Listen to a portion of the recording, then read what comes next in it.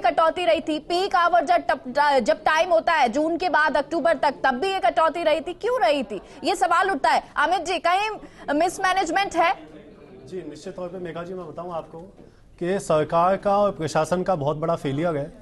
आज हमारे पास में हम सर्वगुण संपन्न होते हुए भी हम सप्लाई नहीं दे पाते। आज हमारी 9-9, 10-10 इकाइयाँ उत्पादन निगम की बंद रहती है। जैसा प्रतीक जी भाई ने बताया कि साहब हमको उचित गुणवत्ता का कोयला नहीं मिल पाता। क्या ये प्रशासन का और सरकार का फेलियर नहीं है कि आज एक जो निजी कंपनी है, मान लीजिए कोई भी जो बिजली बनाता है, उसको उचित गुणवत्ता का कोयला मिल जाता है, हमें नहीं मिलता। हमारे 2 प्लांट परमानेंट पिछले 10 साल से बंद पड़े हुए। उत्पादन की इकाइयां हमारे को बंद करनी पड़ती है।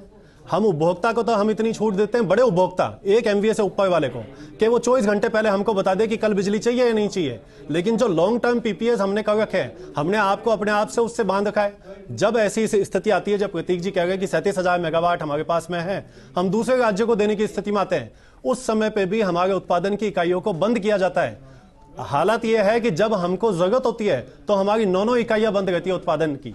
अगर हमारी 9 इकाइयां बंद नहीं होती तो आज इस रबी के सीजन में हम किसानों को बिजली दे सकते थे। राज्यपाल महोदय ने भी विधानसभा में अपने अभिभाषण में बताया कि 16 जिलों में हमने बिजली कटौती की। अब आप देखिए, उन 16 जिलों में किसानों को बिजली नहीं मिल पाई। मिसमैनेजमेंट की बात करूं तो आज हमारे 5 निगमों में डायरेक्टर की पोस्ट खाली पड़ी थी। उत्पादन निगम के CMD की पोस्ट खाली थी। अभी 2 दिन पहले ही CM साहब ने आदेश किए, वहां पे CMD साहब को वापस से एक्सटेंशन मिली है। जयपुर डिस्कॉम में डायरेक्टर टेक्निकल की पोस्ट खाली है। प्रसारण निगम में खाली है। 3-5 कंपनियों में हमारे पद खाली पड़े हैं। उत्पादन निगम के पास में पैसा नहीं है। उनको ये नहीं पता कि उनको अपनी सभी इकाइयां 365 दिन चलानी है, नहीं चलानी।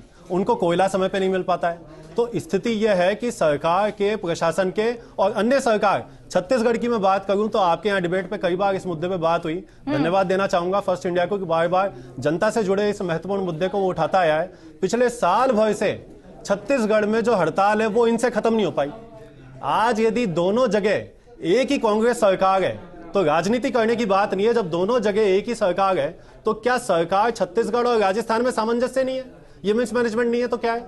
या फिर ये सोची समझी चाल है कि साहब हमको कोयले पे जो इंपोर्ट ड्यूटी पे रोक लगाई हुई है, इंपोर्ट पे रोक लगाई हुई है, उस इंपोर्ट को अपने को हटाना है ताकि 5,000 रुपए मेट्रिक टन का जो कोयला हमको मिलता है उत्पादन निगम को, वो हमें निजी कंपनियों से खरीदना पड़े, जिसकी रेट हो जाती है 4 गुना, 20,000 रुपए मेट्रिक टन।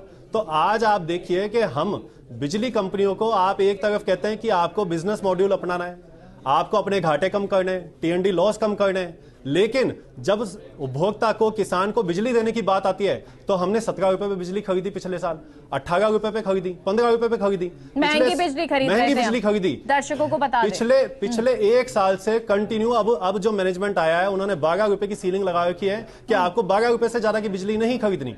लेकिन हम कंटिन्यू पिछले 4 महीने पे 12 रुपए पे बिजली खरीद रहे, तो भी हमको बिजली नहीं मिल पा रही और 4-4 घंटे की कटौती की जा रही है। सबसे बड़ी बात, बिजली कंपनियों के पास में जब पैसा नहीं होगा, घाटे से हमारी कमर टूट जाएगी। तो क्या सरकार की जिम्मेदारी नहीं है कि जब 4 रुपए पे हम बिजली उत्पादन करते हैं, 12 रुपए पे हम बिजली खरीद रहे हैं, तो जो गैप है पिछले 8 रुपए का, इस 8 रुपए की भरपाई सरकार को करनी चाहिए। ये कांग्रेस और बीजेपी तय कर ले कि केंद्र सरकार को देना चाहिए पैसा या राज्य सरकार को, परंतु जब तक आप बिजली कंपनियों के वित्तीय प्रबंधन को सुदृढ़ नहीं करेंगे, हम बिजली उपभोक्ता को उपलब्ध नहीं कर पाएंगे। ये सरकार को सोचना चाहिए। आप तो कह रहे थे कोई मिसमैनेजमेंट नहीं है, लंबी फहरिस्त बता दी है। 4 रुपए की बिजली आप 17-18 रुपए में खरीद रहे हैं, कितनी महंगी बिजली है, और उसके बाद आप कह रहे हैं कि आने वाले टाइम के लिए हम तो सरप्लस में करेंगे।